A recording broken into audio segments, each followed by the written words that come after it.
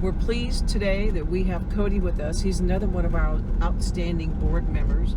And Kody, you've been a board member for 2 or 3 years, but you've got a really interesting history of how you became connected with the Touch of Understanding. How did you first learn about ATOU? So when I was a student at Sac State, one of my classes had a community service requirement, and the requirement was actually pretty low. It was only like 30 hours. And so over a 3-day period, there were certain organizations that came through to kind of give their, kind of sell their program to us, to figure out which organization we wanted to do this community service hours with. And so the very first one, there is a senior citizen home. And so I was kind of just like, okay, fine. Sounds good. I'm set. I'm going to go with them. So the day went on, and a couple more organizations came in, and then at the time, the volunteer coordinator, Susie, she's no longer an employee with us, but I think she was on one of your... She was. She was on one of the carpool conversations. She was, yes. And so she came in and started talking about this ATOU thing, and I was still kind of just writing it off, I was like, whatever, I already got my organization picked. But then she had a young lady come in by the name of Hope. And when she came in, she had to have only been like 8 or 9, maybe even 10. I can't remember exactly how old she was. But she came in and started talking about service animals and the youth force and what was going on. And now, I remember like looking down, just taking notes or whatever. And then I'm started like really getting invested in this. And I was like, wow, like, this young lady knows what she's talking about. I don't know what she's talking about, but it sounds good, right? It must be true, because she's just going on like talking about rules and regulations and what you can and can't do. I was like, okay, well, I might want to check this place out, if this is what they're producing, the kids they got there and the students. And then I went to my first workshop, and I was like, all right, yep, this is it. This is cool. It was really sold, I was right? sold right there, So yeah, that's kind of after that I just started I did my community service hours. Okay. Once that was completed, I just continued to volunteer. At the time, they were doing workshops on Thursdays and Fridays. Okay. And I had those days off from school, and I was like, okay, why not wake up at 5:30 in the morning to go be out in Rockland, at 6 or whatever. Right. And I just continued to volunteer, and then after that, I would say probably about 4 months later, the executive director at the time had asked if I wanted to come on as an employee, and so I did. Wow. Yeah. And then after I ended up getting another job, stepped away from ATOU. And but you couldn't stay away. I could not stay away. You're right. That's what this place has, right? They just keep sucking you in somehow, right? And so, but exactly in a good way. And so I came. What happened? Oh, I needed to complete another internship. Yes, another internship, okay. or like a senior project type thing. Okay. And so I came back, did a senior project with the youth force. And then after that, I continued to volunteer. And then somebody had approached me about serving on the board. And so I was like, sure, why not? I've done just about everything else here, so why not just bring this full circle? And now I've been doing that for about 2 years. Wow. Well, you've been involved with Touch of Understanding for several years. I think 2010 or 2011 or something like that. I can't remember now. So been a while. And you're a major supporter. You've been to our fundraisers. You also serve not only on the board, but you're part of our marketing committee, so that you help us, with ideas on things to do. And it's actually, your kind of service is something that we couldn't function without. So we're ever so grateful for everything that you do. Yeah, and that was probably something that also, pulled me in real early, was just the volunteers and the people just in general, right? Whether that's staff, volunteers, it was just nice people, right? It's hard to find that nowadays, walking around, but I think that just the volunteers, the dedication that it takes, especially with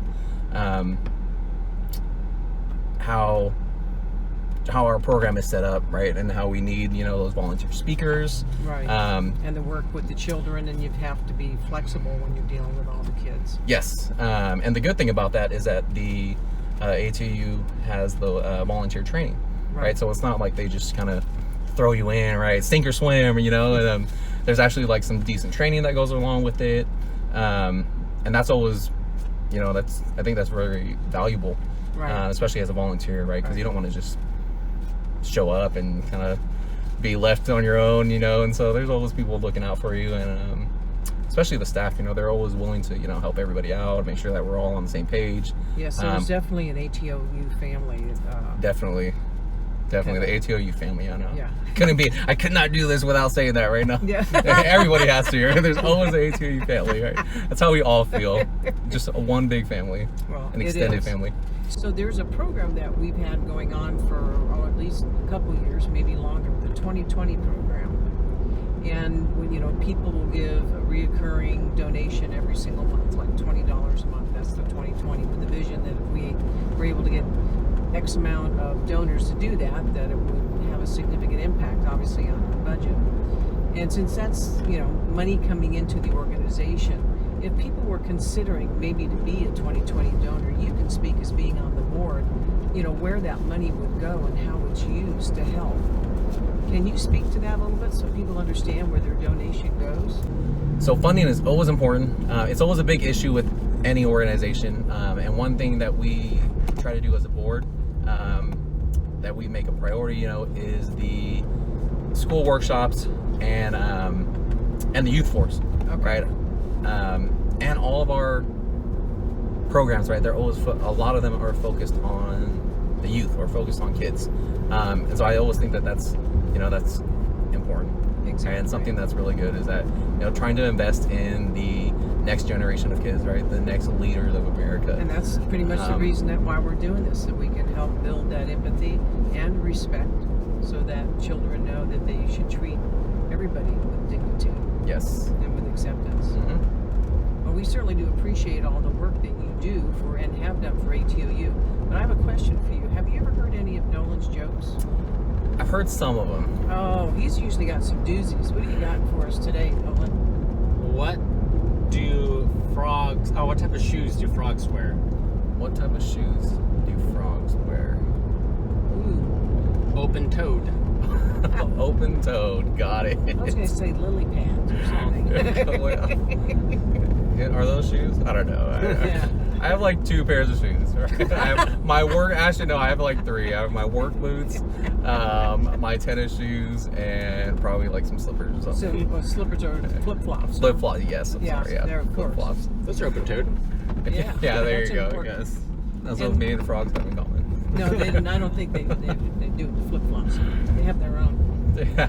So one of the other things that we've introduced over the last few episodes, as we commemorate the second set of 25 episodes as we're headed to number 50, is a paperclip challenge, to where we were exchanging items every week. Started out with a paperclip, literally, and then went to a Sharpie, and then from a Sharpie to a flower pen. So we have something today to trade with you. Got it. That we received actually yesterday from Chris. So what do you have today, Mr. Nolan? I have a A2U teal water bottle. Wow. Mm-hmm. Perfect. Look at that. That's what I always wanted. See, No. see, and you push the button and there's a straw there. So, There it is. Look at that. sweet. Nice. So, what I have is a gift card Okay. to Nothing But Cake. Oh, Nice. Sweet So, deal. Yeah. Sweet. Good. Sweet. Got it. Just like Nolan's jokes. No, I'm just kidding. Yes. So make sure that gets locked up. Okay. Mhm. All right. Yeah, So we that don't want nobody- it to go in the wrong hands. Yes, exactly. Okay. Nothing but. Have you ever had Nothing But Cake? Yes. You know, I was trying to. I don't think my table didn't want to, but at our fundraiser, our last fundraiser that we had, Evening of Insight. Evening of Insight, the cake dash. Okay. I was wanting to make sure that I was trying to get my group to go and get Get the the Nothing butt- But. Yes, yeah. exactly. But I think I got overruled. Everybody wanted chocolate, and I'm like, all right, fine. But there's a bunt cake right there. I know, Get it. that's good. Nobody That's a got good- it yet. that's So, a good but one. yes. So That's amazing. there you go. Well, Kody, thank you so much for everything that you do. We are just so pleased to be able to spend some time with you today and for you to share your story. And it's important because these are things that, you know, you never know what happens in life and where it's going to lead you and how it's going to impact you. So obviously ATOU has impacted you, but you've impacted ATOU. So thank you so much for what you do. Definitely. Thank you guys.